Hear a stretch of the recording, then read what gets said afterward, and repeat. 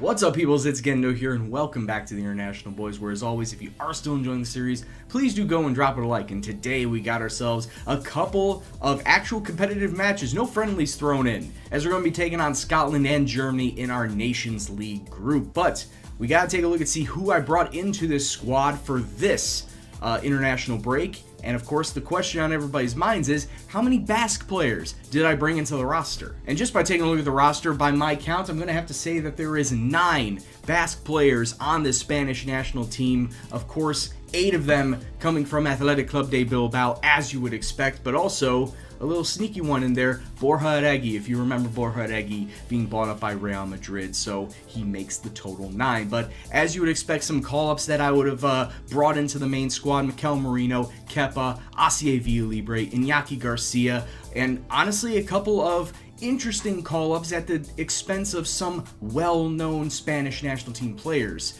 like Iñigo Leque. Iñigo Leque has criminally never been called up to the Spanish national team when I was taking over Athletic Club. In his prime, he never got a look for the Spanish national team, and now that I'm manager of the Spanish national team, we're going to rectify that. We're going to give him a call-up versus Scotland today, being the starting right back. And yes, he may be 33 years old, but this man deserves it for everything that he did to Bilbao and everything that he accomplished with the team. He deserves at least 1 national cap. So Iñigo Leque can retire saying, yes, I was a national team player. Of course, that comes at the expense of not bringing up Hector Bellerin.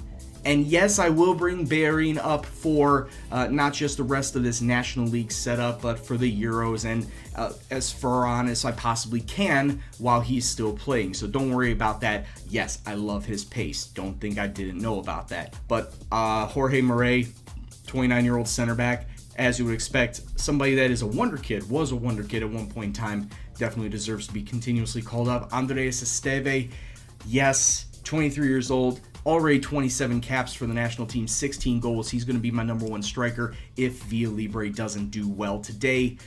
Taking a look at other players around here, Marco Asensio, yes, he's on the 30-year-old side and older, but still looks like that he can still get the job done.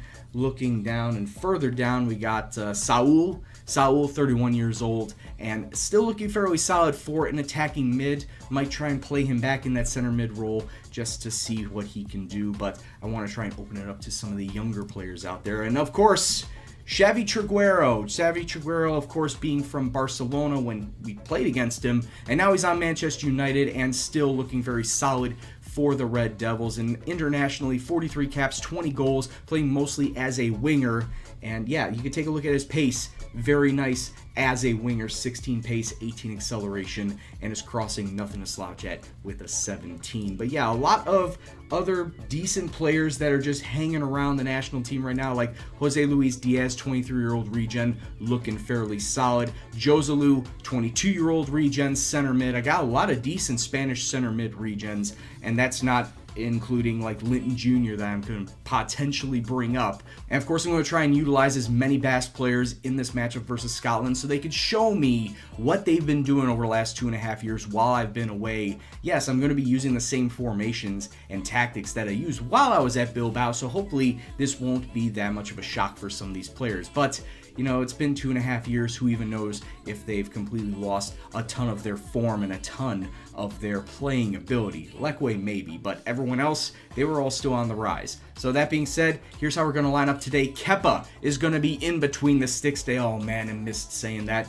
Leque, Murray, Garamendia, and Grimaldo along the back line. In the center of the park, we got Merino and Joselu. The attacking mids, we have Vidal on the left, Asensio down the middle, and Mikel Oyarzabal out on the right-hand side. And sitting up front, it's Mr. Free Village, it's Asier Villalibre, and hopefully he can bag himself a couple of goals playing versus Scotland today at home. So I expect it to be a good match. Let's go kick off and see what happens. You guys have absolutely no idea how much I missed playing with these players, and that sounded dirty, but don't take it that way. What I mean is managing these players. I missed managing these players, saying their names, seeing them score goals, because Bilbao was my baby, and I really want to see them do well once again in the national team setting. And well, let's just go out there, see what happens, and hopefully nothing has changed in 2.5 years. But yeah, just looking up and down the list of the Scottish national team, the starting 11 at least, I don't see a single name that I know.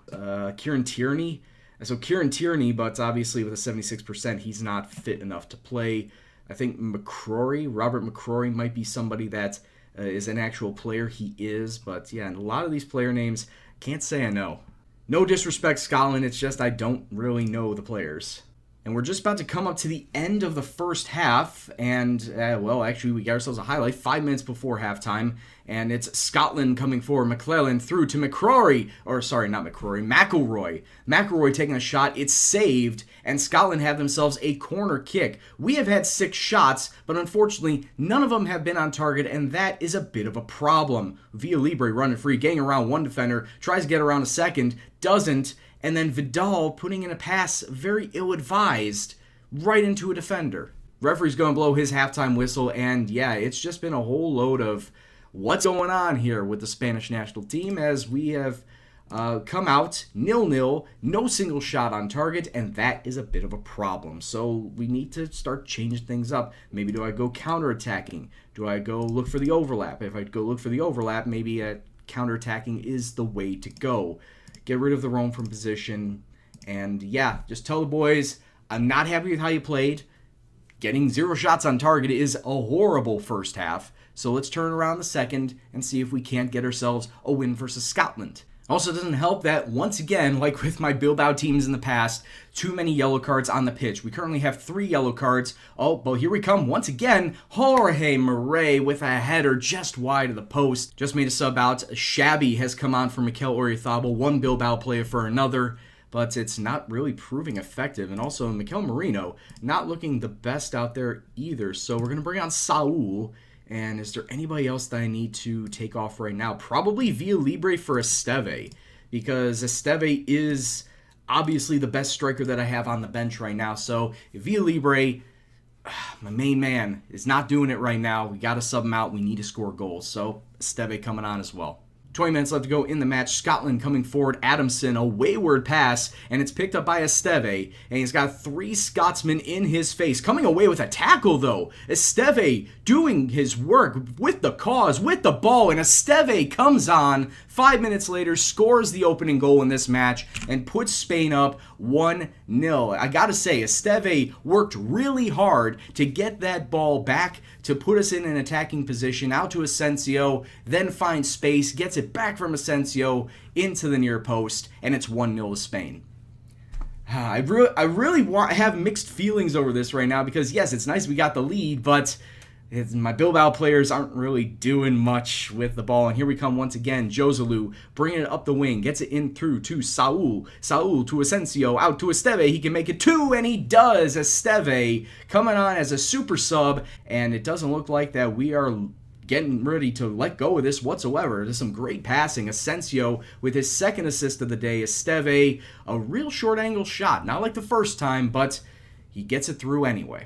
I see Lekwe's done well. I see Garmendia has done well, though that could have been Garmendia right there. Yep. I just say Garmendia has done well. He had himself a 7-4 before giving up that goal to Scotland with just 4 minutes left to go. He tries to take down Gary Naismith.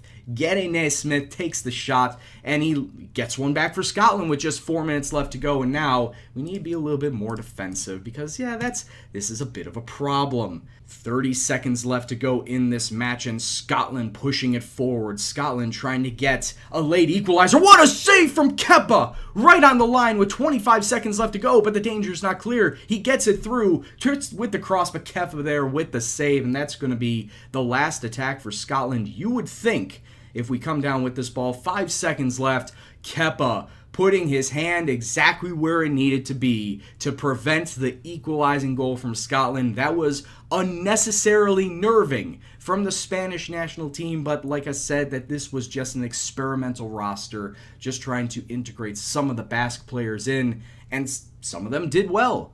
Some of them did average, as you would expect, like Oyarzabal, Shabby, Lekwe in the end did average, Garmendia, Villa Libre. I guess that's everybody.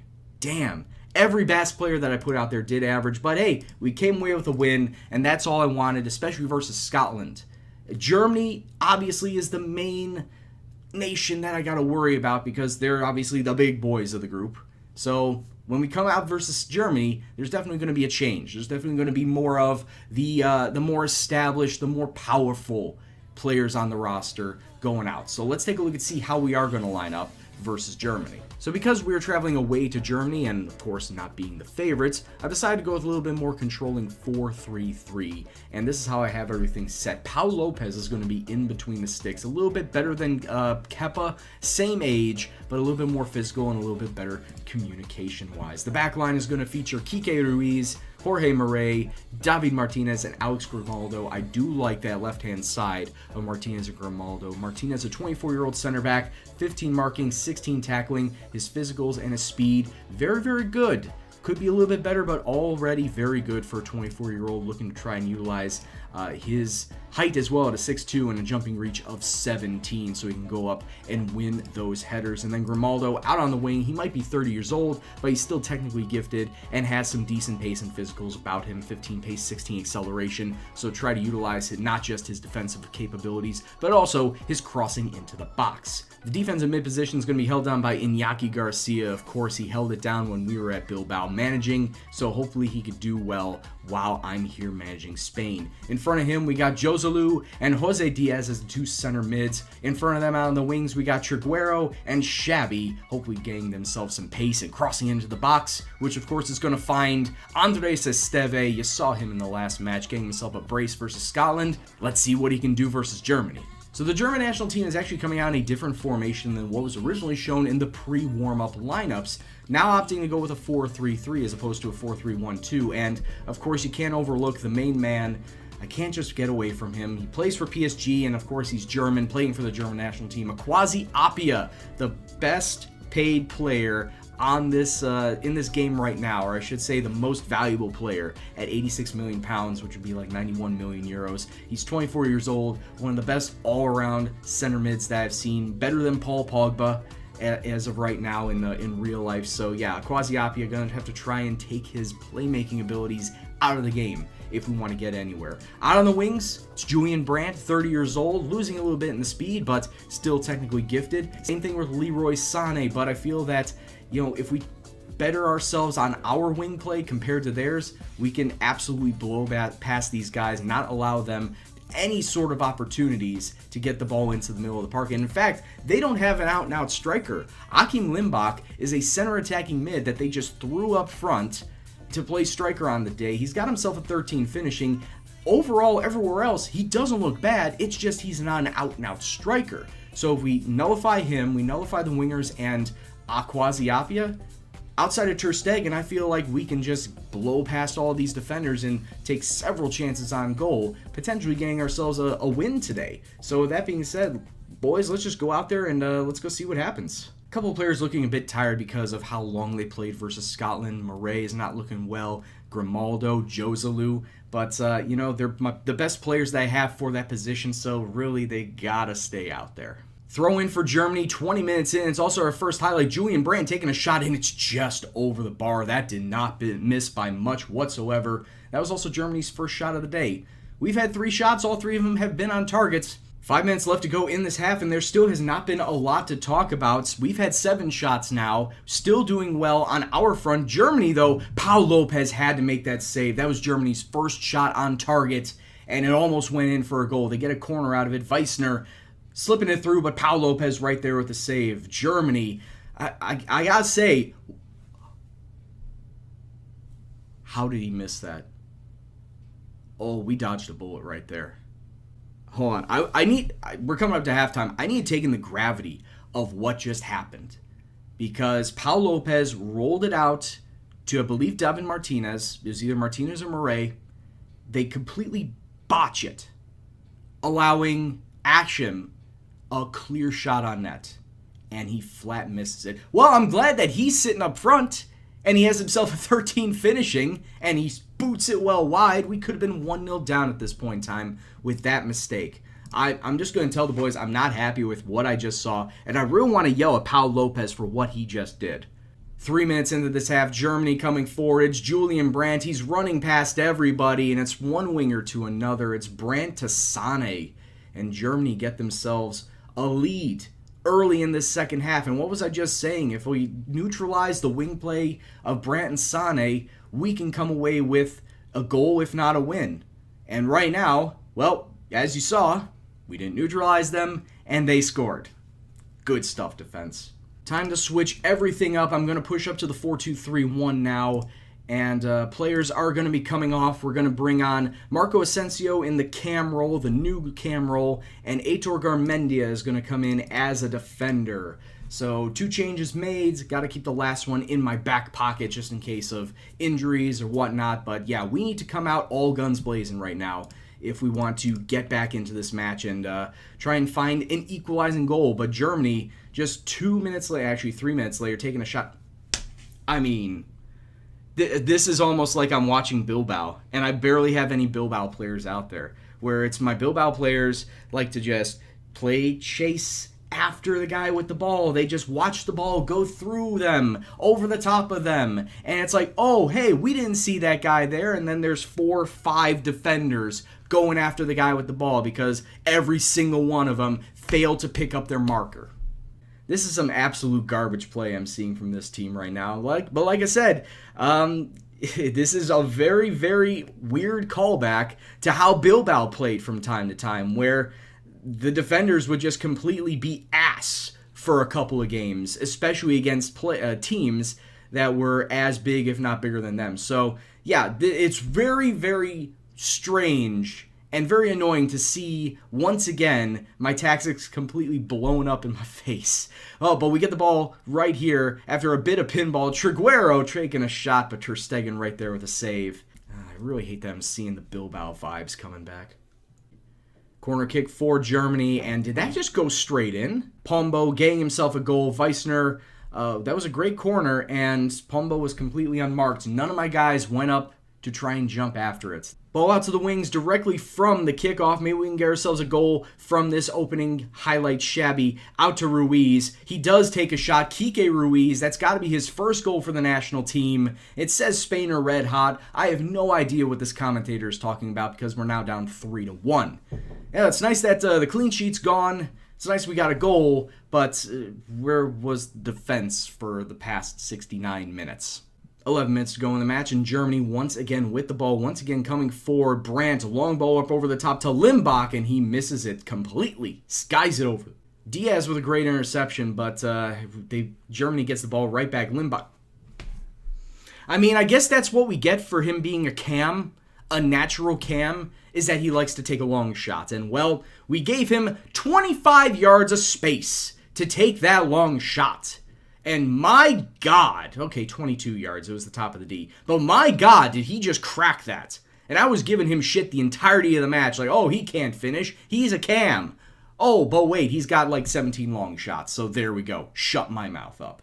But that was a very pitiful performance going up against this German side. A German side that I felt like we could have matched. And if we didn't come away with a draw, maybe even lose by a goal, I felt like we could have kept it close. But 4-1. 4-1 is an absolute disservice to this team, and I guess you could say that it could be because of my tactics. At the same time, I left out like Hector Bellerin, I left out Isco, some other big names that I have in the pool that I could pick up. And guess what? When we come back versus Scotland next episode, yes, I am going to be bringing those players up. Well, let's take a look and see how they do within their leagues first, and then I'll decide if I want to bring them up. But yeah, Scotland is going to be the next episode, and of course go over whatever friendly against whatever nation that we play before that. But rest assured, we're taking on Scotland next time. Well, guys, that's going to do it for this episode, and if you enjoyed it, please do go and drop it a like, share the video, and also subscribe if you're new to the channel. Also, if you want to leave a comment on what you thought about today's episode or the series as a whole, please go and do so in the comment box below, and I appreciate every single comment that you guys put down. But anyway, guys, I've been Gendo, and you've been awesome, and I'll see you next time. Take care, and peace out.